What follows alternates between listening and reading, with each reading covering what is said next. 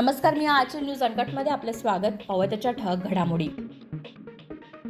ठाण्यात नववर्षाच्या स्वागतानिमित्त रक्तदानाची 29 वर्षांची परंपरा कायम. मुख्यमंत्री एकनाथ शिंदे यांनी रात्री 12 वाजता केलं रक्तदान. कोरेगाव भीमामध्ये भीम अनुयायांची गर्दी. अजित पवारांनी केलं विजयस्तंभाला अभिवादन. सायलेंट व्होटर मोदींच्या मागे. महायुतीच्या 45 जागा निवडून येतील. चंद्रकांत पाटलांचा दावा.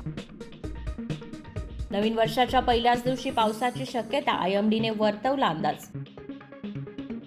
सिंधुदुर्गातील पाणबुडी प्रकल्प कुठे जाणार नाही. नितेश राणेंचे वक्तव्य. बीड जाळपोळ प्रकरणी आतापर्यंत 307 आरोपींना अटक. एसीपी म्हणाले अनेक आरोपी फरार. राज्याचे नवे मुख्य सचिव म्हणून नितीन करीर यांनी मावळते मुख्य सचिव मनोज सैनिक यांच्याकडून स्वीकारला पदभार.